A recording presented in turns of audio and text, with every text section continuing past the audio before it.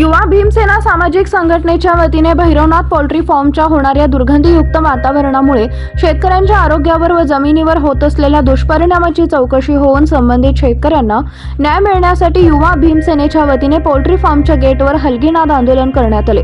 गेल्या 1.5 ते 2 वर्षापासून सदरच्या पोल्ट्री फार्म जवळ मृत्यू झालेल्या कोंबड्या उघड्यावर टाकून आजूबाजूच्या परिसरात मोठ्या प्रमाणात दुर्गंधी सुटून येथील नागरिकांचे व शेतकऱ्यांच्या आरोग्यावर विपरीत परिणाम होत आहे।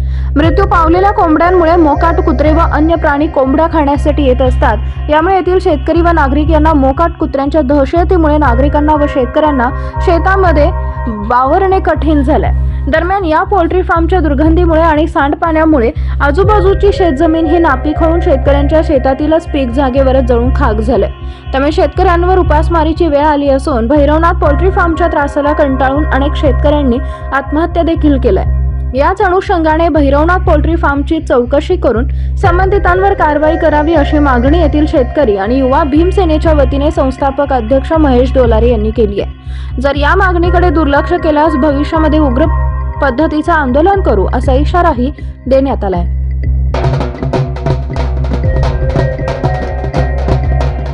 मुस्ती भैरवनाथ पोल्ट्री फार्माच्या जे बाजूला शेतकरी असलेले त्या शेतकऱ्यावर ह्या पोल्ट्री फार्मामुळे मोठ्या प्रमाणात अन्याय होतोय।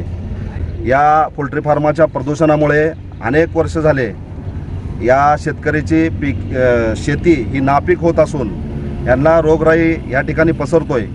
आम्ही या मागण्यासाठी गेल्या अनेक दिवसापासून शासनाला पाठपुरावा करतोय।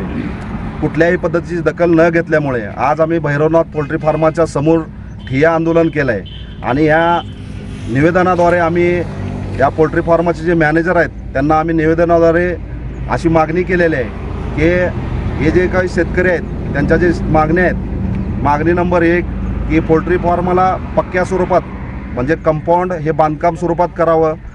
दुसरी मागणी जे यांचं प्रदूषण आहे पोल्ट्री फार्माचं ते प्रदूषण रोखण्याचं काहीतरी उपाययोजना यांनी करावी।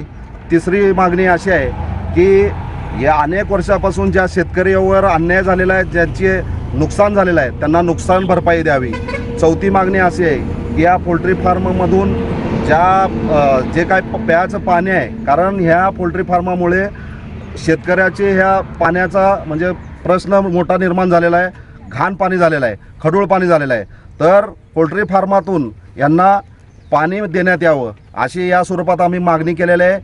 येणाऱ्या 8 दिवसाची यांना वेळ दिलेली आहे। या येणाऱ्या 8 दिवसात जर या मागण्या पूर्ण झाल्या तर आम्ही युवा भीमसेना सामाजिक संघटनेच्या वतीनं भैरवनाथ पोल्ट्री फार्माच्या समोर शेवटपर्यंत आमरण उपोषण करू आणि या आमरण उपोषणात आमच्या जीवावर बराच काय वाईट झालं तर हे भैरवनाथ पोल्ट्री फार्म जबाबदार असेल।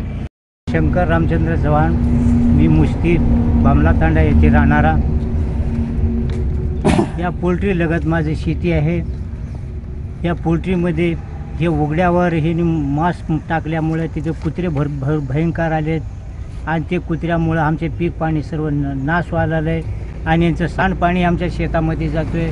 त्याच्यामुळे पीक आमचे नादुरुस्त होऊन गेलं आहे। त्या पिकाचं आता किती वर्षापासून आमचे हे पीक नासधूस होत असल्यामुळं आमच्या लेकराबाळाला घालण्यासाठी उदरनिर्वाह करण्यासाठी ही जी शेती आमची आहे या शेतीचे त्यांनी नुकसान भरपाई द्यावं आणि या शेतीमध्ये काय असेल ते सर्व त्यांची हे करावं।